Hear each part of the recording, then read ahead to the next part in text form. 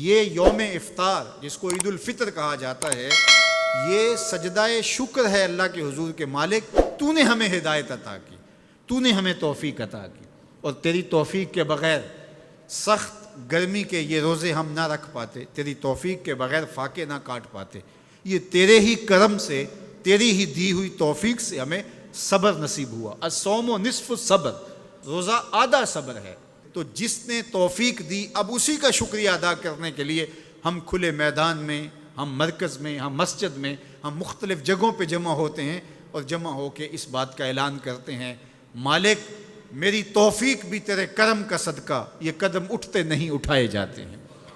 تو نے توفیق دی تو روزے رکھے گئے، تو نے توفیق دی تو گنتی کے دن پورے ہوئے، تو نے توفیق دی تو مالک تیرے ہی حضور حاضر ہوئے، اور یہ تیرا ہی کرم ہے اور تیری ہی کرم نوازیوں کے رنگ ہیں۔ حضرت معاذ بن جبل رضی اللہ تعالیٰ عنہ فرماتے ہیں کہ ایک دن حضور نے میرا ہاتھ پکڑا اور ہاتھ پکڑ کے فرمایا، اے معاذ واللہ انی لاحبک، اللہ کی قسم میں تجھ سے پیار کرتا ہوں۔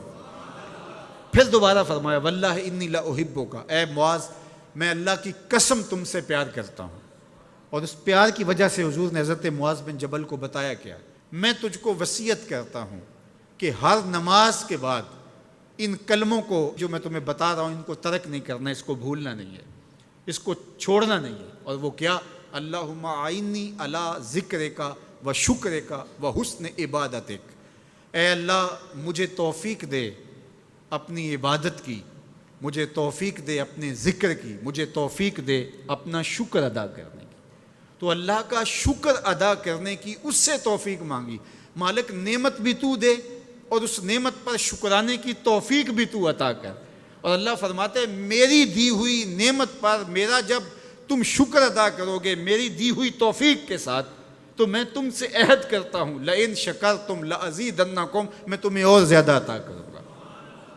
اللہ اکبر، شکریہ سے نعمت میں اضافہ ہوتا ہے، نعمت میں برکت ہوتی ہے۔ ایک دوسرے مقام پہ کتنی خوبصورت بات ارشاد کی، ما یفعل اللہ بعذابکم ان شکرتم و آمنتم، اللہ فرماتا ہے کہ وہ تمہیں عذاب دے کے کیا کرے گا اگر تم شکریہ ادا کرو اور ایمان لاؤ۔ اللہ کی چاہت نہیں ہے کہ تجھے جہنم کی بھڑکتی ہوئی آگ میں ڈالے، جو آگ تمہاری ہڈیاں توڑ کے رکھ دے، تمہارا گوشت جلا کے رکھ دے اور تم وہاں ذلت سہو، یہ تمہارے رب کی منشا نہیں ہے۔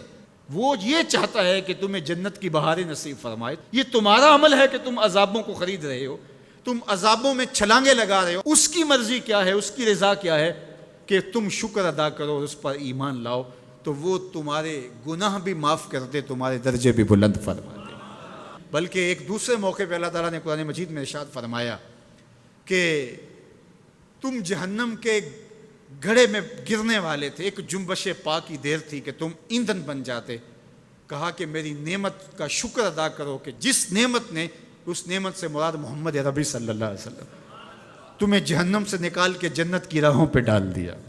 تو ہمارا رب ہمیں بخشنا چاہتا ہے، ہمارا رب ہماری مغفرت کرنا چاہتا ہے، ہمارے گناہوں کو معاف کرنا چاہتا ہے۔ رحمت رب بہانہ می جویت، اس کی رحمتیں بہانہ تلاش کرتی ہیں، اور بندوں کو بخشنا اسے بڑا پسند ہے۔ تو وہ کتنا کریم ہے، کتنا کریم ہے، کتنا کرم فرمانے والا ہے، کتنا رحیم ہے بندوں پر۔ جب بندے عیدگاہ کی طرف آ رہے ہوتے ہیں اور چیخ چیخ کے کہہ رہے ہوتے ہیں اللہ اکبر اللہ اکبر لا الہ الا اللہ واللہ اکبر اللہ اکبر وللہ الحمد اللہ اکبر لا الہ الا اللہ واللہ اکبر اللہ اکبر وللہ الحمد اللہ اکبر لا الہ الا اللہ واللہ اکبر اللہ اکبر وللہ الحمد۔ تو اللہ فرشتوں سے فرماتا ہے کہ کیا مزدوری دی جائے اس مزدور کو جو کام پورا کرے؟ تو وہ کہتے ہیں مالک اجر تو پورا ہی ملنا چاہیے۔ تو فرمایا یہ چیخ چیخ کے جو مجھے پکارتے ہوئے آ رہے ہیں میں نے ان کو بخش دیا۔ اور وہ چیخ چیخ کے کیا کہتے ہوئے آ رہے ہیں؟